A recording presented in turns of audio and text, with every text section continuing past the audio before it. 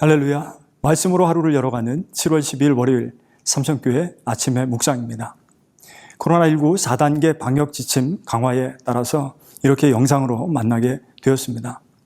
비록 여러 어려움 가운데 있지만 사방으로 우겨싸움 당하여도 끝내 이기게 하시고 또 합력하여 선을 이루시는 하나님의 뜻을 신뢰하면서 말씀으로 승리하시는 하루가 되기를 간절히 바랍니다. 오늘 말씀은 시편 1편 1절로 3절까지 말씀입니다. 복 있는 사람은 악인들의 꾀를 따르지 아니하며 죄인들의 길에 서지 아니하며 오만한 자들의 자리에 앉지 아니하고 오직 여호와의 율법을 즐거워하여 그의 율법을 주야로 묵상하는도다. 그는 시냇가에 심은 나무가 철을 따라 열매를 맺으며 그 잎사귀가 마르지 아니함 같으니 그가 하는 모든 일이 다 형통하리로다. 아멘. 찬송가의 머릿말을 혹시 읽어보신 분이 계실까요? 물론 찬송가의 머릿말을 읽는 사람이 많지 않습니다. 그런데 워렌 위어스비는 시편을 하나님의 찬송가라고 말합니다. 그리고 시편 1편을 그 머릿말이라고 소개합니다. 시편 1편은 우리가 자주 사용하는 말로 시작하고 있습니다. 바로 복 있는 사람이라는 말입니다. 성경은 어디에도 복 있는 물건, 복 있는 사건으로 말하고 있지 않습니다.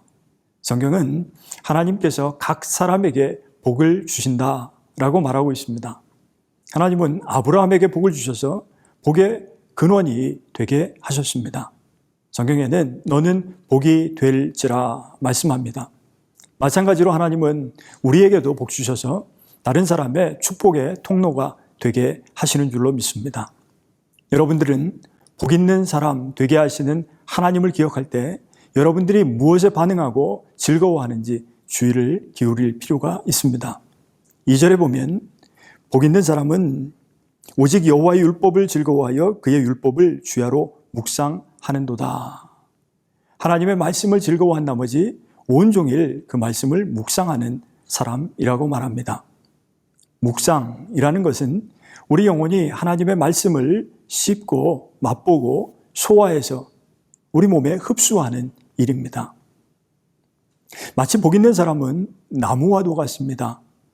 식물학자들은 나무가 성장할 수 있는 그 높이는 아래로 뻗은 뿌리의 깊이가 좌우한다고 말합니다.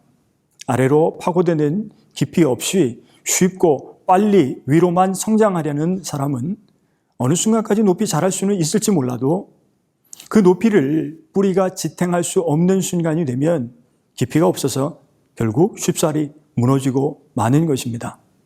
또 뿌리가 뽑히면 나무는 더 이상 생명 연장이 불가능합니다. 나무에게 뿌리는 생명의 다른 이름입니다.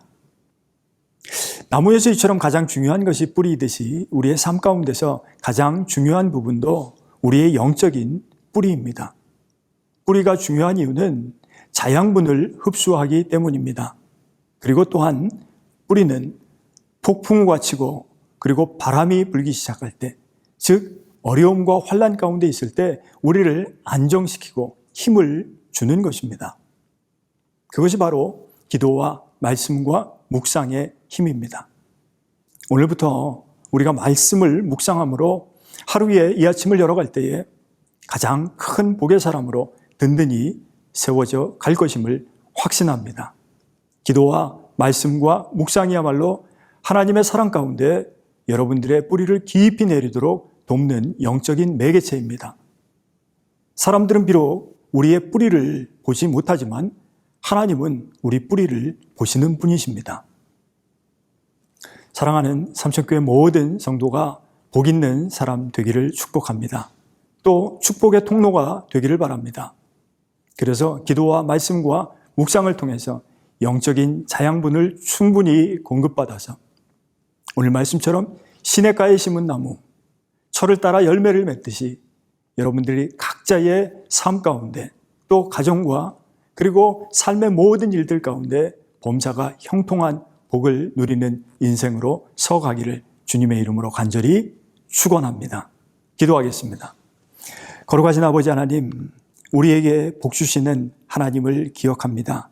우리가 축복의 통로 되어서 하나님 이 시대와 가정과 가문과 자녀를 살리는 귀한 복의 근원 되게 하옵소서. 예수 그리스도의 이름으로 간절히 기도드리옵나이다. 아멘.